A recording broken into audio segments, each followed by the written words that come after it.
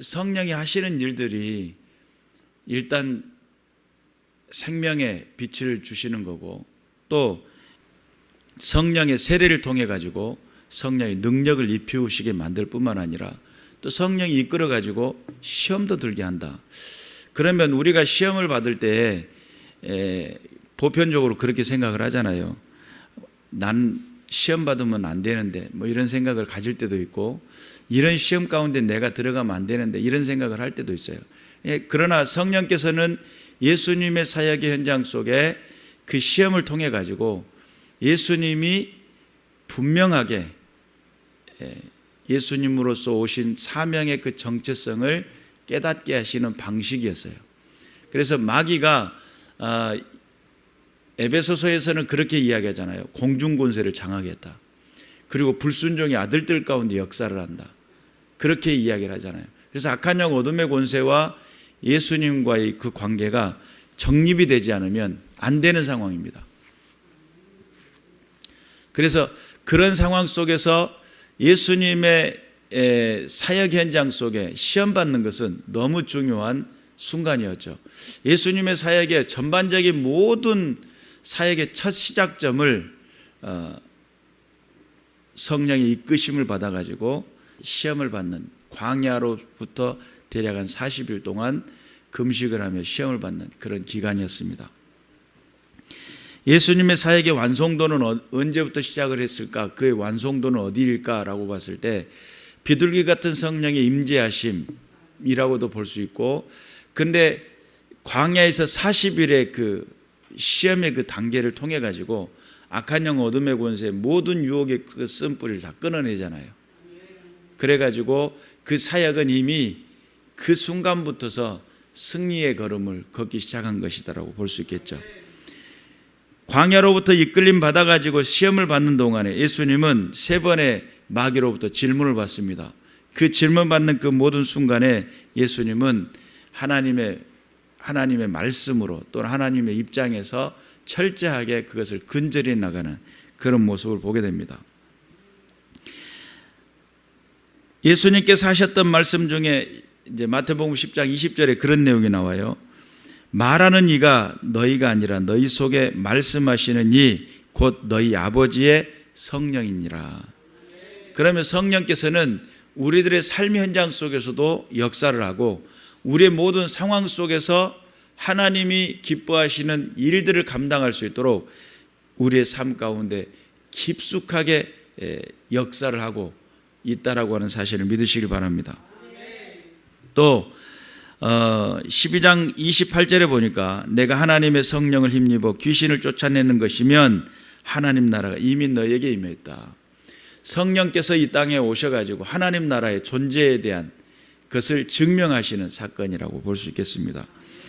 그러면 귀신의 역사는 언제 처단이 됐냐면 광야에 가가지고 예수님께서 시험을 받는 동안 악한 영 어둠의 권세가 아무리 유혹을 해도 안 넘어지잖아요. 이미 거기서는 이제 악한 영 어둠의 권세는 거기서 지기 시작한 겁니다. 그리고 그 상황 속에 모든 사람들의 가운데 역사는 악한 영 어둠의 권세는 예수 그리스도를 통한 성령의 임재를 통해서 역사되어지는 것을 보게 됩니다. 그리고 또한 마태복음 12장 31절에 보니까 사람에 대한 모든 죄와 모독은 사하심을 얻되 성령을 모독하는 것은 사하심을 얻지 못하겠다.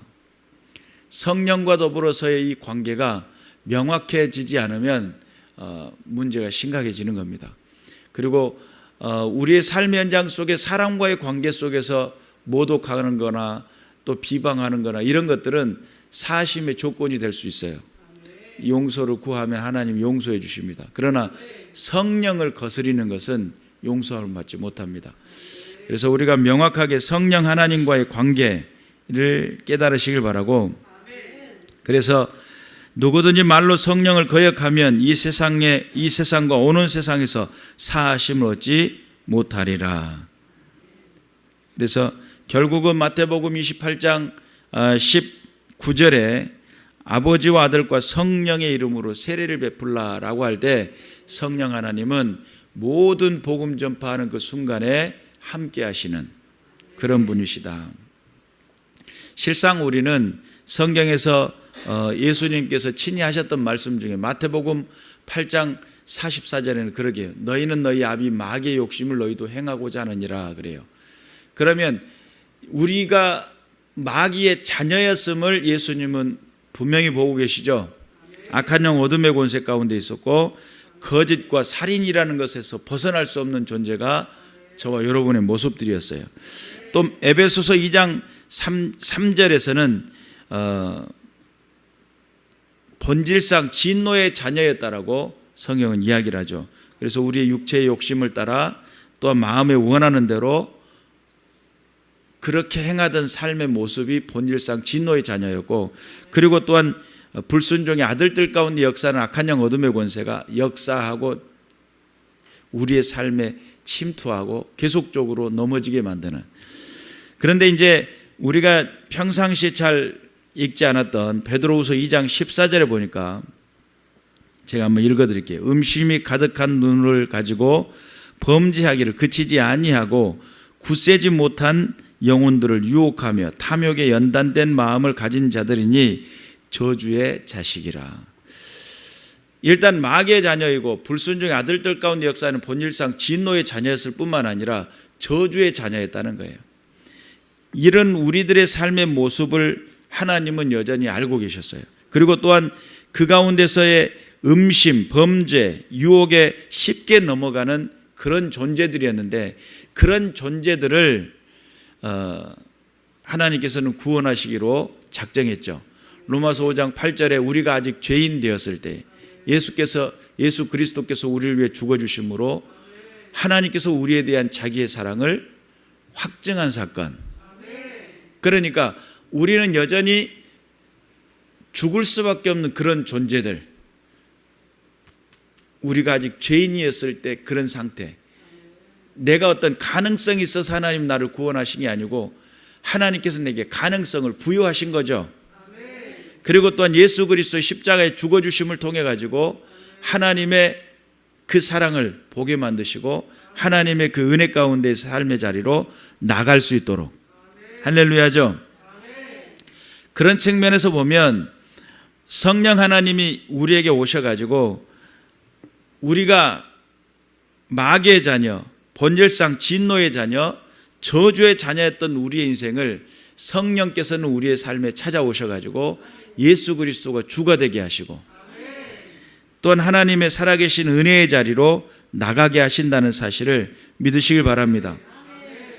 우리가 하나님을 떠나 살 때에 얼마나 많은 하나님의 마음을 아프게 했는지, 베드로후서 2장 17절에는 그런 말씀이 있어요. 이 사람들은 물 없는 샘이요 광풍에 밀려가는 안개니 그들을 위하여 캄캄한 어둠이 예비되었나니 그들이 허탄한 자랑의 말을 토하며 그릇되게 행하여 사람들에게 겨우 피한 자들을 음란으로서 육체의 정욕 중에서 유혹하는도다.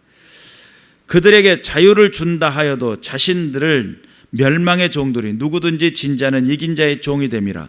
만일 그들이 우리 주 대신 구주 예수 그리스도를 알므로 세상의 더러움을 피한 후에 다시 그 중에 얽매이고 지면 그 나중 형편이 처음보다 더 심하리니 의의 도를 안 후에 받은 거룩한 명령을 저버리는 것보다 알지 못하는 것이 도리어 그들에게 나으리라. 예수 그리스도를 믿고 타락할 수가 있다라고 하는 그 전제를 이야기하고 있고, 결국은 물 없는 샘이요 광풍에 밀려가는 안개라고 하는 결론에 도달하게 됩니다. 그리고 불의 값으로 불의를 당하며 낮에는 즐기고 노는 것을 기쁘게 여기는 자들이니 점과 흠이라. 너희와 함께 연회할 때 그들의 속임수로 즐기고 놀며. 인생 속에서 하나님이 기뻐하시는 은혜의 자리라고 하는 것을 알지 못하고 방탕한 삶, 또한 자기들의 욕심을 쫓아 살아가는 삶, 그들을 향해서 성령 하나님이 임재하시면 무엇을 말씀하시냐면 예수가 너를 위해 죽었다라고 하는 것. 성령이 오시면 그것이 믿어지게 돼요. 그리고 우리의 인생 속에서 하나님이신 말씀이 육신이 되어 태초에 말씀이 계시니라. 이 말씀은 곧 하나님이시라고 요한복음 1장 1절은 그렇게 이야기하잖아요. 14절에는 말씀이 육신이 되어 그래요. 육신이 되신 그 말씀이 우리에게 찾아오셨어요. 그분을 예수라고 부르고 영접하는 자, 곧 그 이름을 믿는 자들에게 하나님의 자녀가 되는 권세를 주셨다라고 그렇게 이야기를 했는데, 영접할 수 있는 그 힘을 누가 주냐면 성령 하나님이. 그리고 우리가 예수를 믿게 함으로 우리가 하나님의 자녀가 되도록, 하나님의 백성이 되도록. 그러니까 성령께서 오셔가지고 하시는 가장 강력한 힘이 뭐냐면 나의 정체성을 알게 만들어요. 내가 어떠한 존재인지. 마귀의 자녀, 본질상 진노의 자녀, 저주의 자식이었던 나를 하나님의 자녀, 하나님의 백성으로, 하나님을 아빠 아버지라고 부를 수 있는 자리로 이끄신다는 사실을 믿으시길 바랍니다. 그래서 저주라고 하는 그 저주의 개념을 어떻게 보면 우리가 축복을 정확히 이해하려면 무엇을 알아야 되냐면 저주를 알아야 돼요. 저주가 도대체 뭐냐라고 한다는 거죠. 저주가 마귀의 자녀인 것이 저주예요. 본질상 진노의 자녀인 게 저주예요. 뿐만 아니라 저주의 자식이 돼버렸어요. 그러니까 우리의 삶의 모든 부분들이 늘 저주 가운데 살고 저주를 먹고 살아왔던 것이 우리 인생입니다. 그러니까 이 땅에는 질병이 가득하고 또 이 땅에는 악한 영 어둠의 권세가 역사를 하고 우리가 바른 사고 바른 정신을 가지고 나가지 못하도록 만드는 것이 악한 영 어둠의 권세예요. 성령을 이해하려면 곧 마귀를 명확히 알아야 돼요. 그래서 악한 영 어둠의 권세는 우리에게 어떤 역사를 하고 어떻게 우리에게 작용을 하고 어떻게 우리를 공격하느냐라고 하는 그런 개념을 좀 이해한다면 성령 하나님의 그 놀라우신 그 은혜, 인격적이면서도 함께 하시는 그 은혜를 더욱더 깊이 알게 돼요. 저주의 개수를 세어보면 결국은 내가 받은 그 축복이 무엇인지를 더 깊이 알 수가 있어요. 성령 하나님의 그 놀라우신 은혜는 내 삶에 찾아오셔가지고 세상이 알지 못한 참된 평강을 줘요. 또 성령께서는 내게 역사를 하시며 내 삶 가운데 찾아오셔서 세상이 줄 수 없는 기쁨 가운데로 인도하셔요. 그것을 성경에서 말하는 희락이라고 하는 유쾌함이라는 단어로 이해할 수 있어요. 내 삶의 유쾌함으로 다가오셔요. 그리고 내게 찾아오셔가지고 나에게 모든 위로가 되시고 내 삶의 기쁨이 되어주셔요. 그리고 악한 영 어둠의 저주로부터서 끊어내는 작업, 또 마귀로부터 끊어내는 작업 뿐만 아니라 본질상 진노로 늘 삶의 현장 속에 진노가 있을 수밖에 없었던 우리 인생을 진노가 아닌 하나님의 은혜와 하나님의 그 사랑의 자리로 이끄신다는 사실을 믿으시기를 주님의 이름으로 축원합니다. 그런 측면에서 성령 하나님은 우리의 정체성을 명확하게 알게 하십니다.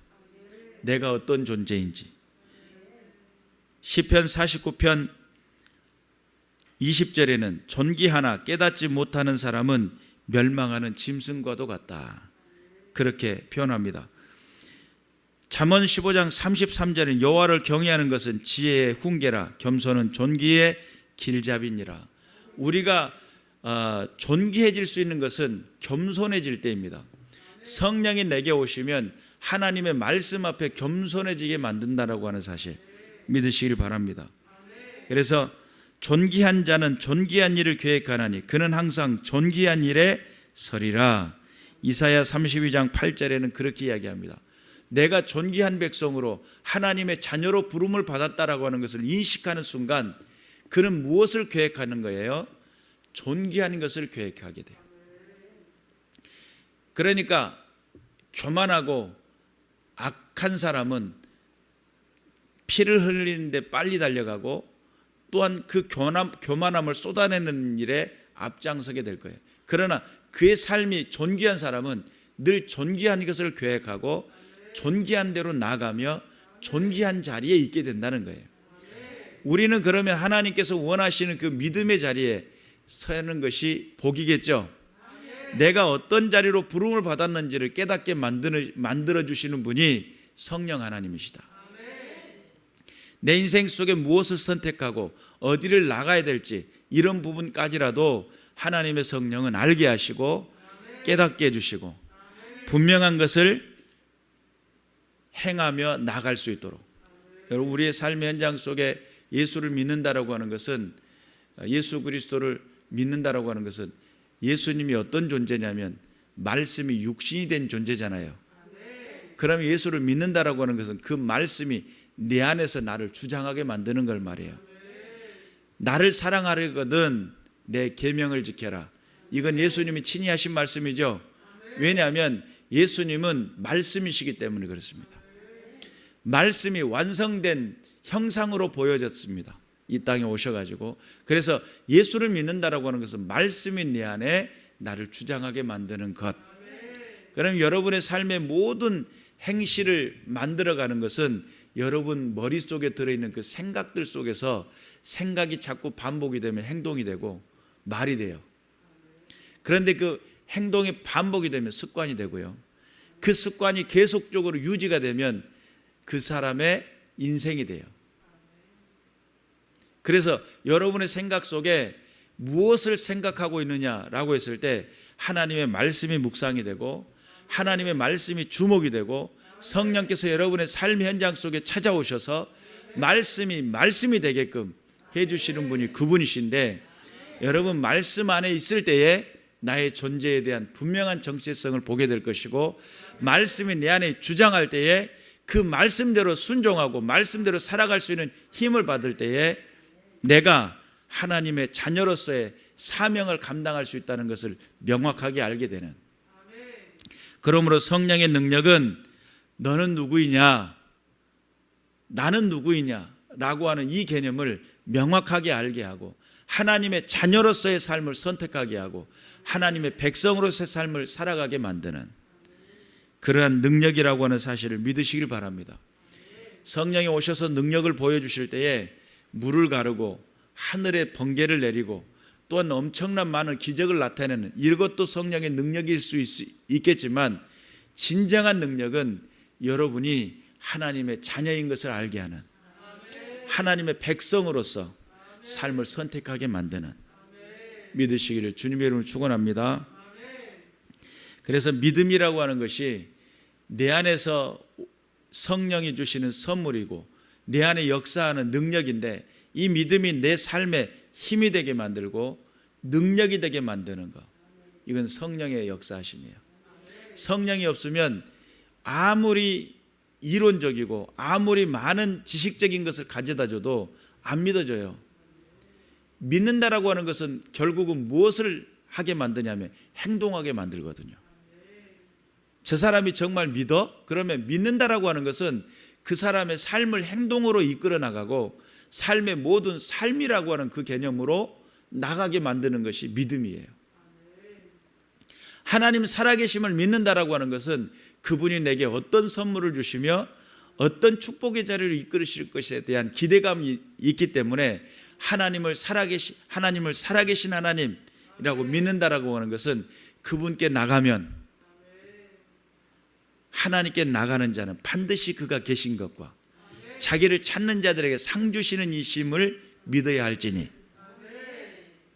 우리가 믿음을 가졌다라고 하는 것은 하나님이 어떤 분이신 것을 안다는 거죠. 그래서 하나님 앞에 영광을 돌려드리는 믿음의 군사들 되시길 바라고, 이 세대 속에서 성령은 내게 찾아오셔서 진정 하시고 싶은 일은 내가 어떤 존재인지, 내가 어디로 부름을 받았는지, 내가 어떤 삶을 살아야 할 것인지 이걸 알게 만드신다는 거예요. 저와 여러분의 삶의 현장 속에서 정말 성령께서 역사하셔서 하나님의 자녀로서의 삶이 흔들리지 않도록, 그분이 나와 함께 하심으로 인해서 내가 무엇을 하고 무엇을 바라고 무엇을 소망해야 될지 그 기도할 제목까지도 주시는 분이 성령 하나님. 그리고 자녀로서의 삶의 자리에서 하나님 살아계신다라고 외칠 때에 그분이 함께 하심으로 살아계심의 역사를 증명해 주시는 것, 그런 것이 하나님의 능력이고 그것이 성령의 능력이고 역사하심이라는 것. 여러분, 우리가 인생을 살면서 내가 어떤 존재인지를 정확하게 알지 못한다고 한다면 이것만큼 슬픈 일이 없어요. 당신은 누구십니까? 아니, 내가 목포역전은 어디 있는 줄 알고 1호 광장, 2호 광장이 어디 있는 줄은 아는데 내가 누굴까? 슬픈 이야기죠. 그건 기억 상실이죠. 자기 존재를 정확히 모르니까 헷갈리는 거예요. 내가 누굴까? 나는 누구였지? 나를 평상시에 사랑하고 아끼고 좋아했던 사람의 얼굴을 보면서도 안녕하십니까? 처음 뵙겠습니다. 이렇게 인사한다면 슬픈 이야기예요.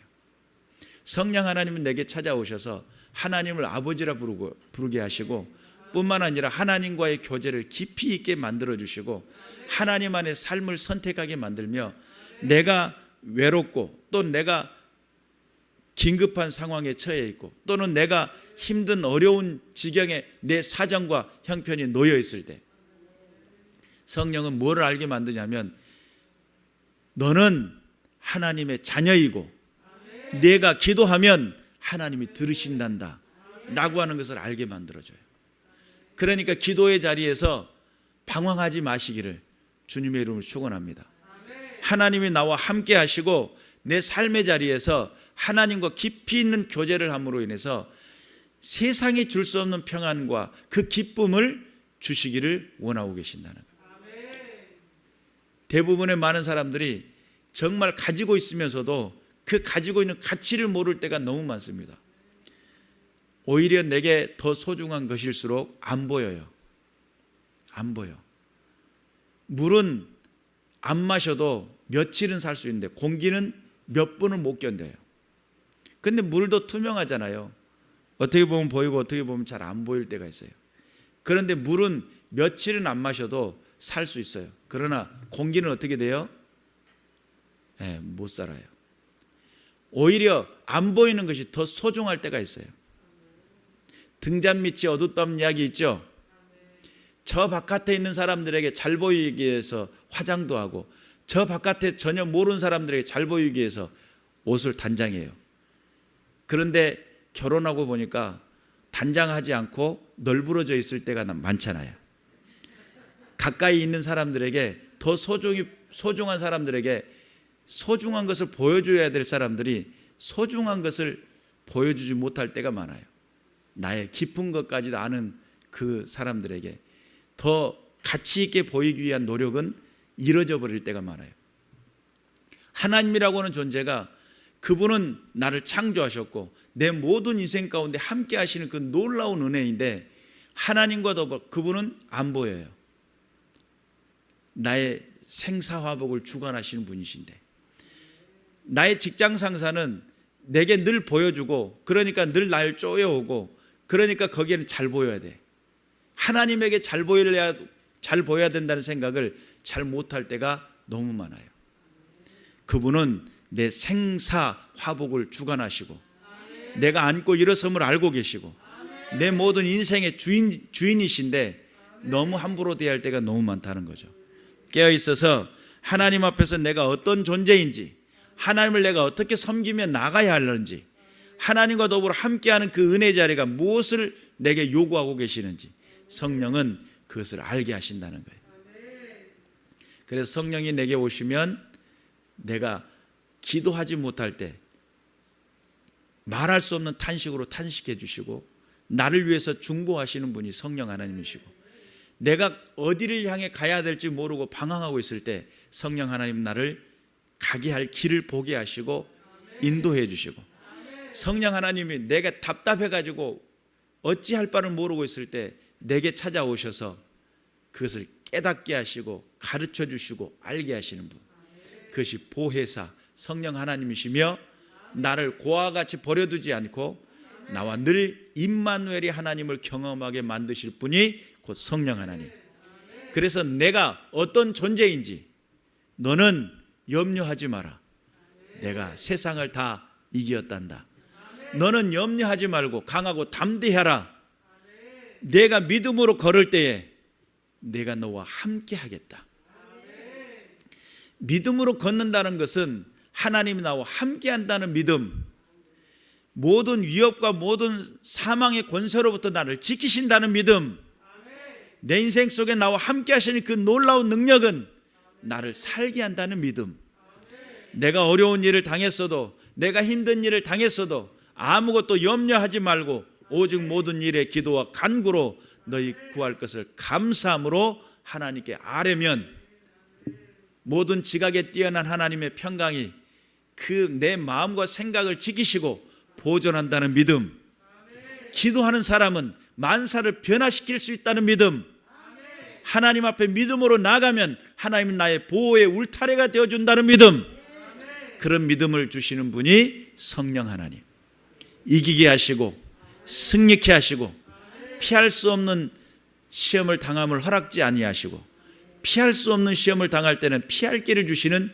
하나님, 성령 하나님, 그 하나님이 나와 동행하시고 그 하나님이 나와 함께 하시고 내 삶의 주관자가 되시고 이기게 하시고 승리하게 하실 하나님, 그분이 성령 하나님. 내가 누구이라고요? 하나님의 자녀라고요. 내 자식이 밖에 나가가지고 맞고 들어오면 분노가 나죠. 누가 때렸어? 이름 대 찾아가자. 가요 안 가요? 안 갈 수도 있어요. 안 갈 수도 있는데 가면 어떻게 해야 돼요?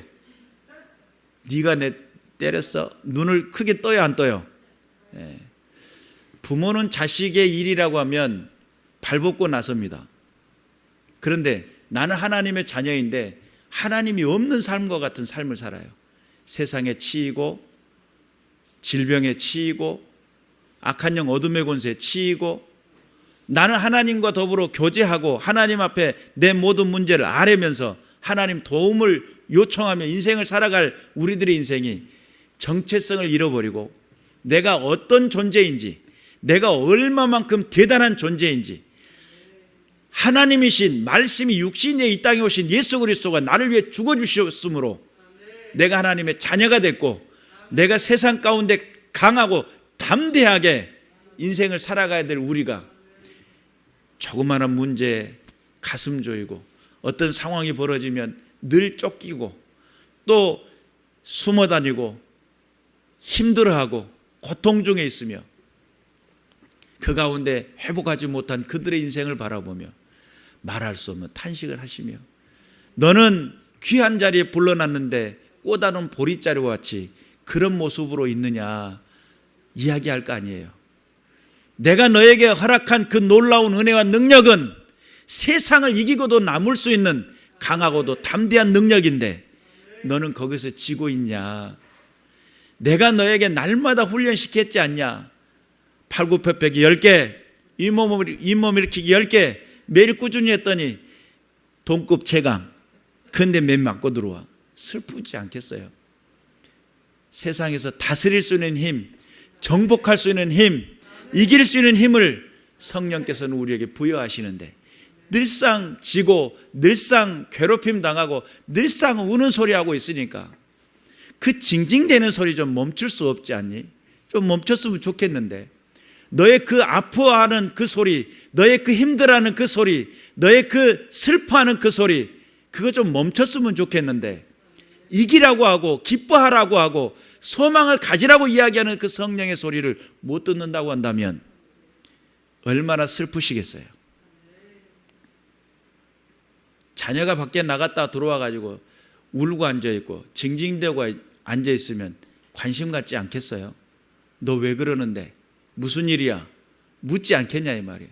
성령이 내게 찾아오셔가지고 하나님 안에서의 참된 자유를 누리지 못하고 있고 참된 해방의 기쁨을 누리지 못하고 있으며 늘 눌려있고 늘 쪼임을 당하고 있고 늘 쫓겨다니는 그 인생을 살고 있다고 한다면 우리 성령 하나님의 마음은 얼마나 슬프시겠어요. 말할 수 없는 탄식으로 탄식하시며 너의 그 고통을 내가 해결해 주고 싶은데 너는 과연 믿고 있니? 내가 너를 위해 그 능력을 베풀기를 원하는데 너는 과연 믿음을 가지고 내게 나아오고 있니? 너의 정체성은 어디에 있니? 슬픔과 고통의 그 어간 어디에 머물러 있니? 이제는 일어서라. 이제는 나오라. 내게 구하라. 우리 주께서 말씀하지 않겠어요? 성령께서 일하시는 그 놀라운 역사의 현장 속에 나의 그 정체성을 명확히 알게 만드시고 하나님 안에서 삶을 살게 만드시는 그 놀라운 능력 앞에 여러분은 어떻게 반응하고 계십니까? 정말 그분은 살아계시긴 한 거예요. 여러분의 인생 속에, 여러분의 그 언어 속에, 여러분의 모든 만남의 관계 속에 죽을 듯이 변동되는 그 변덕 속에 우리 주님은 함께 계신가요? 상황에 따라 변종되고 상황에 따라 변질되는 내 지키지도 못하는 부도난 내 언어들 속에 우리 주님은 함께 계십니까? 여러분의 인생 속에는 성령은 어떤 분이십니까? 여러분의 삶의 현장 속에 모든 마귀의 자녀, 본질상 진노의 자녀, 저주의 자식이었던 우리를 하나님의 자녀, 하나님의 백성 삼아주시고 이제는 다 이겼으니까 승리의 자리에 서라고, 모든 상황 속에서 넉넉하게 이기라고, 승리하라고, 하나님과 더불어 동행하고 동력하고 함께하는 그 자리에 요청하는 그 손을 우리는 얼마나 뿌리치고 얼마나 외면하고 살아가고 있는지. 그러면서 외롭대요. 그러면서 힘들대요. 그러면서 고독하답니다. 그리고는 인생의 삶의 의미를 못 찾겠대요. 슬픔 속에, 낙심 속에, 낙담 속에 어떻게 해야 할지 방황하는 그 자리에 우리 주님은 끊임없이 우리에게 말씀하시죠. 볼지어다 내가 문 밖에 서서 두드리노니 내 음성을 듣고 문을 열면 그에게로 들어가 그로 더불어 먹고 그는 나로 더불어 먹으리라. 하나님과 더불어 함께하고 동역하는 그 믿음의 자리에, 요청하는 그 믿음의 자리에 마음의 문을 열고 그분을 영접하면 마음으로 믿어 의에 이르고 입으로 시인하여 구원에 이르는 놀라운 은혜와 능력의 자리가 펼쳐질 건데, 대부분의 많은 사람들이 예수 그리스도를 이론으로만 알아요. 그냥 성경책에 나온 글씨로만 알아요. 그분이 나와 함께 하시는 능력이 되실 수 있도록, 내 삶을 주도하고 주장하시는 권세가 될 수 있도록 여러분의 마음의 문을 여시기를 주님의 이름으로 축원합니다. 그분은 여러분의 삶에 찾아오셔서 여러분의 그 닫혀져 있던 그 정체성, 막혀 있던 그 정체성, 깨닫지 못하는 그 정체성을 알게 하시고 보게 하시고, 너 죄 때문에 고민스럽니? 너 모든 상황의 문제 때문에 고민스럽니? 내가 이미 다 해결했는데 그거 믿으면 안 되겠니? 내게 나와 자유를 누려라. 내게 나와 해방을 누려라. 우리 주님의 그 요청의 소리가 들려지시길 바라고, 하나님 안에서 그 부르심의 그 자리에 나가기만 한다면 나의 그 모든 죄는 이렇게 곁에 밀어두시는 게 아니에요. 도말해버려요. 동이 서에서 먼 것 같이 멀게 하겠다고 그랬어요.